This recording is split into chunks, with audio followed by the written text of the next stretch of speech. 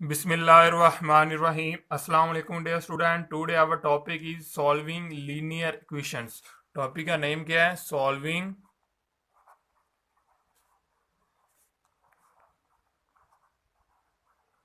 Linear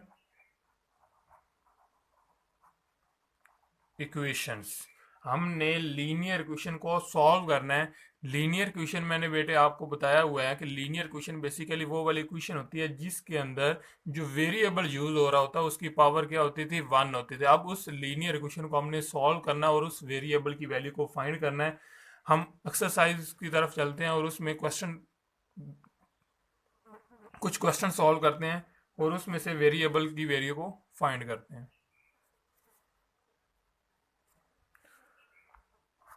practice 4B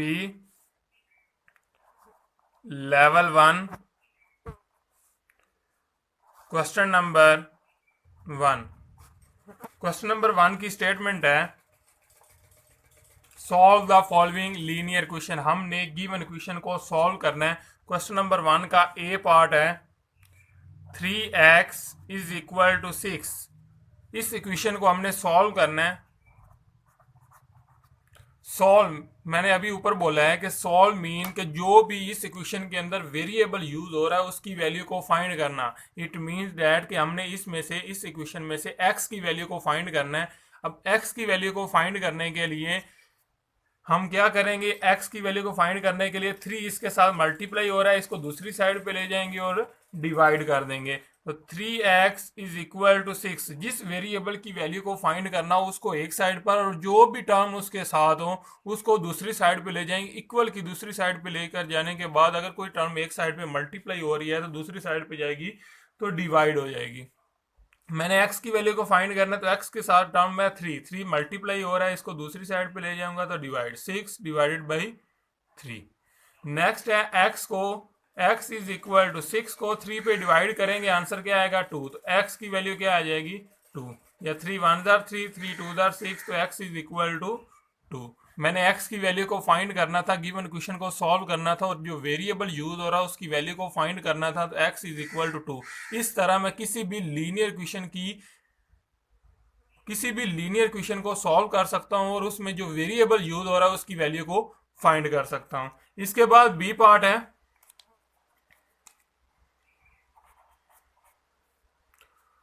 4y is equal to -36। अब इस equation को भी मैंने सॉल्व करना है और सॉल्व करने का मीनिंग मैंने आपको बता दिया कि जो वेरिएबल यूज हो रहा है उसकी वैल्यू को फाइंड करना है। y की वैल्यू को फाइंड करने के लिए हम क्या करेंगे? जिस तरह हमने ऊपर वाले क्वेश्चन में किया है कि 3 क्या हो रहा था मल्टीप्लाई, उसको दूसरी साइड पे ले गया। इसी तरह 4 क्या हो रहा है y के साथ मल्टीप्लाई, इसको भी दूसरी साइड पे ले जाएंगे। y is equal to 4y is equal to -36। ये 4 मल्टीप्लाई हो रहा है, इक्वल की दूसरी साइड पे जाएगा तो डिवाइड। 36 को 4 पे डिवाइड करेंगे, y इज इक्वल टू 36 को 4 पे डिवाइड किया, आंसर क्या आया 9 और ये साथ माइनस, तो y की वैल्यू किसके इक्वल आ गई -9 की। y is equal to -9।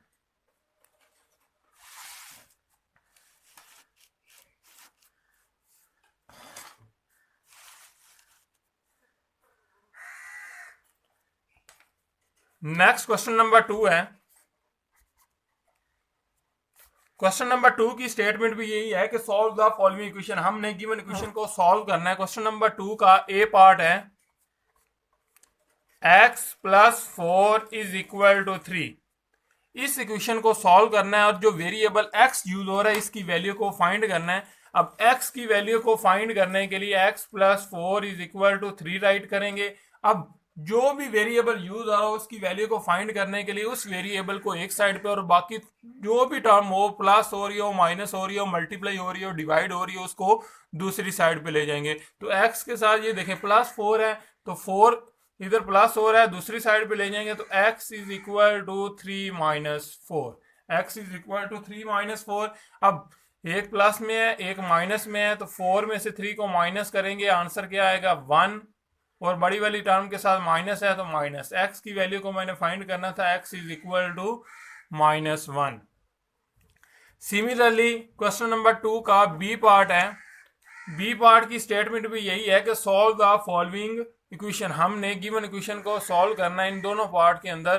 तो solve the following equation y plus 5 is equal to 9, ये क्वेश्चन की स्टेटमेंट है। इसको मैंने सॉल्व करना है और जो वेरिएबल यूज हो रहा है उसकी वैल्यू को फाइंड करना है। सिमिलरली ऊपर वाले क्वेश्चन की तरह, क्वेश्चन नंबर 2 के ए पार्ट की तरह हम इस क्वेश्चन को भी सॉल्व करेंगे। बी पार्ट के अंदर y plus 5 is equal to 9 है बेटे। अब मैंने y की वैल्यू को फाइंड करना है, जिस तरह मैंने ऊपर वाले क्वेश्चन के अंदर सॉल्व किया था इसी तरह इसको सॉल्व करेंगे। क्या करूंगा, y plus 5 is equal to 9 है, y की वैल्यू को फाइंड करना है तो y इज इक्वल टू, ये प्लस 5 है, इसको दूसरी साइड पे ले जाऊंगा तो माइनस 5, 9 माइनस 5 कर देंगे। इसके बाद नेक्स्ट टाइम में क्या करेंगे, y इज इक्वल टू 9 में से 5 को माइनस करेंगे, आंसर क्या आएगा, 9 माइनस 5, आंसर इज 4, तो y is equal to 4।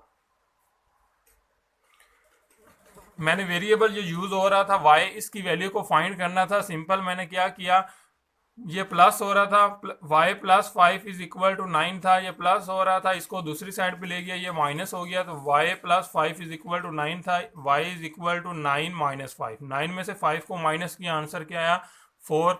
y की वैल्यू किसके इक्वल आ गई, 4 के इक्वल आ गई। इस तरह ये क्वेश्चन नंबर 1 और क्वेश्चन नंबर 2 कंप्लीट हो गए हैं। और क्वेश्चन नंबर 1 और क्वेश्चन नंबर 2 के अंदर हमने सिंपल ये किया है कि सॉल्व द लीनियर क्वेश्चन, हमने गिवन लीनियर क्वेश्चन को सॉल्व किया। और सॉल्व करने का सिंपल सा रूल आपने अपने माइंड में रखना है कि जब भी हमने किसी भी लीनियर क्वेश्चन को सॉल्व करना हो तो जो वेरिएबल यूज हो रहा है उसको आपने एक साइड पे, और जो भी टर्म उसके साथ प्लस हो रही हो, माइनस हो रही हो, मल्टीप्लाई हो रही हो, डिवाइड हो रही हो, उसको इक्वल की दूसरी साइड पे ले जाना है। और जब भी कोई टर्म इक्वल की दूसरी साइड पे जाती है तो वो टर्म अगर एक साइड पे प्लस हो रही है, जिस तरह ये प्लस हो रही थी, इसको मैं दूसरी साइड पे ले जाऊंगा तो माइनस हो जाएगी। इसी तरह फर्स्ट क्वेश्चन के अंदर ये टर्म देखें 3 क्या हो रही थी, मल्टीप्लाई, इसको दूसरी साइड पे ले जाऊंगा तो डिवाइड हो जाएगी। तो एक टर्म मल्टीप्लाई हो रही है दूसरी साइड पे जाकर डिवाइड हो जाती है। इस तरह एक टर्म प्लस हो रही है दूसरी साइड पे जाएगी तो माइनस होगी। इसके बाद हम क्वेश्चन को सॉल्व करके और जो वेरिएबल यूज हो रहा हो उसकी वैल्यू को फाइंड कर लेंगे। इसके बाद आपका नेक्स्ट मंडे का जो वर्क है, मंडे का बेसिकली आपका होता है टेस्ट। तो डायरी वर्क में आपने टेस्ट करना है, डायरी आपकी है, टेस्ट आपका है टेस्ट प्रैक्टिस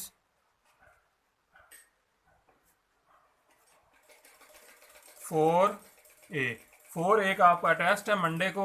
इसको आपने अच्छे तरीके से प्रिपेयर करना है। और 4A के अंदर जो आपका टेस्ट होगा उसमें सिर्फ ऑब्जेक्टिव पार्ट होगा, एमसीक्यूज होंगे, फिल इन द ब्लैंक्स होंगे और ट्रू फॉल्स होंगे। तो आपने इसको ऑब्जेक्टिव के लिहाज से प्रिपेयर करना। और मैंने ऑब्जेक्टिव के लिहाज से जिस तरह नए क्वेश्चन को तैयार करना है इसका तरीकाकार मैंने आपको बताया हुआ है। तो आपने प्रैक्टिस 4A को अच्छी तरीके से तैयार करना है और टेस्ट प्रिपेयर करना है। होप्स हो कि आपको अंडरस्टैंड होगी।